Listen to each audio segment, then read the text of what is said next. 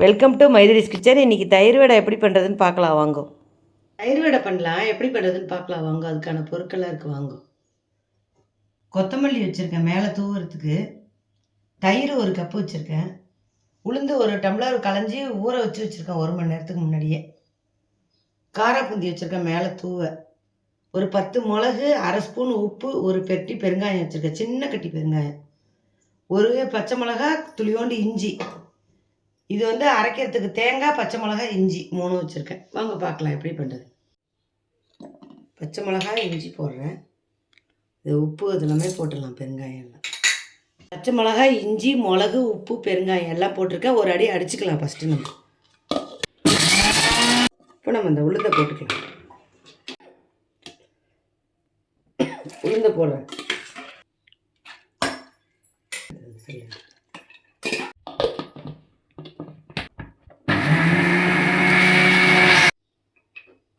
கொஞ்சம் சொட்டு தண்ணின்னு தரிச்சிக்கிறேன். நல்லா கப்பியாக வர்றதுக்காக இன்னும் நல்லா நைஸாக அரிக்கணும். இதை பாருங்க, இந்த அளவுக்கு நல்லா நைஸாக பட்டு மாரி அரைச்சிக்கிட்டேன். இப்போ எப்படி தட்டுறதுன்னு பார்க்கலாம். இதில் ஊற்றுறேன் பாருங்க.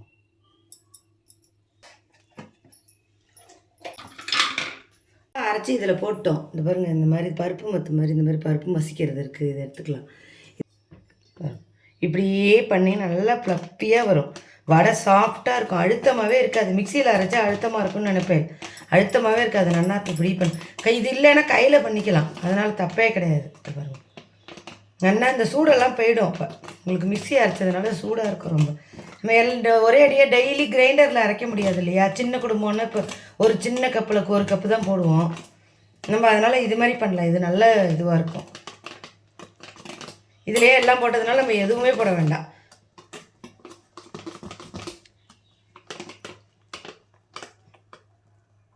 அஞ்சு நிமிஷம் 10 நிமிஷம் இப்படி பண்ணணும், அப்போ தான் உங்களுக்கு வந்து வடை நல்லா வரும்.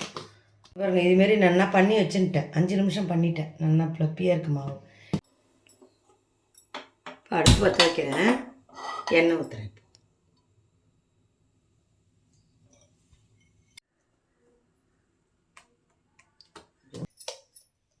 இந்த பாருங்க, வடை போகிறேன். எண்ணெய் நல்லா காஞ்சிடுத்து. பெருசாகவே போட்டுக்கலாம், தயிர் வடைங்கிறத பெருசாகவே போட்டு. உங்களால் முடியலன்னா நீங்கள் வந்து இப்படி போட தெரியலன்னா நீங்கள் இந்த எண்ணெய் பேப்பர் இருக்குது பார்த்தீங்களா, நம்ம வந்து எப்பயுமே இலை இருக்கணும், எல்லா இடத்துலையும் இலையெல்லாம் இருக்காது. அதனால் எண்ணெய் பேப்பரில் தட்டலாம், அது நல்லா ஈஸியாக இருக்கும். 4 வடை போடலாம். நம்ம நல்லா பெருசாகவே போட்டுக்கலாம் தயிர் வடைங்கிறதுனால. வேகட்டும், வெந்தோன்னு திருப்பி போடலாம். திருப்பி போடலாம், எல்லாத்தையும் அதேமாரி நம்ம திருப்பி போட்டுக்கலாம். நான் எண்ணெய் கொஞ்சமாக வச்சுட்டுருக்கேன், நீங்கள் வேணால் நிறையா வச்சுக்கலாம். இன்னும் கொஞ்சம் கூட வச்சா நல்லா வேணும். நான் கொஞ்சமாக வச்சுட்டுருக்கேன், போரும்னு வச்சுட்டுருக்கேன்.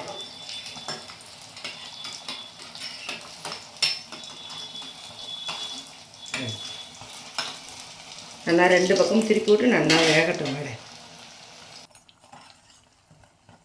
வடை நல்லா வெந்துடுத்து, நம்ம எடுத்துக்கலாம்.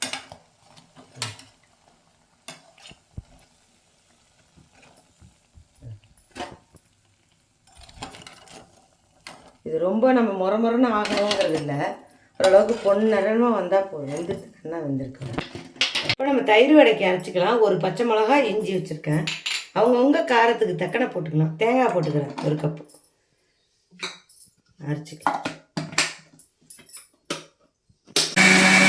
கொஞ்சம் தண்ணி ஊற்றிக்கலாம், நைஸாக அரைக்கும். அப்போ தான் நல்லா பட்டு மாரி இன்னும் கொஞ்சம் ஊற்றிக்கலாம். தண்ணி இன்னும் கொஞ்சம் ஊற்றிக்கலாம். போகிற அரைச்சது எடுத்துக்கலாம். இந்த பதத்துக்கு அரைச்சிக்கலாம். இந்த பாத்திரத்தை எடுத்துக்கலாம். நம்ம தயிரை ஊற்றிக்கிறேன் இப்போ இதில். நல்லா இந்த இதில் இப்படி பண்ணிக்கலாம். தயிர் இல்லைன்னா திப்பி திப்பியாக இருக்கும், வேறு ஒன்றும் இல்லை. பாருங்க, இப்போ இந்த அரைச்சி ஊற்றினதையும் ஊற்றிக்கலாம். தயிரில் உப்பு இருக்குது, இந்த தயிருக்கும் இதுக்கும் உப்பு போட்டுக்கலாம். கம்மியாக போட்டுட்டா போதும், வேணும்னா பார்த்துட்டு போட்டுக்கலாம். இது எல்லாத்தையும் ஒன்றா. எனக்கு இன்னும் கொஞ்சம் தயிர் தேவைப்படுது, நான் எடுத்துன்னு வந்துடுறேன். இன்னொரு கப்பு தயிர் ஊற்றின்ட்டேன். தயிர் நிறையா ஊற்றினா நல்லா இருக்குன்னு ஊற்றினேன்.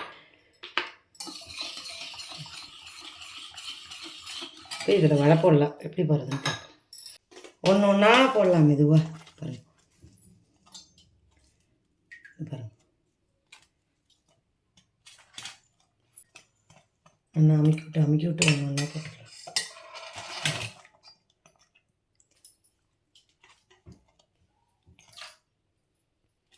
எல்லா வடையும் அதேமாரி போடும். நல்லா ஊறிடும். நீங்கள் அரை மணி நேரம் ஊறினா போதும்.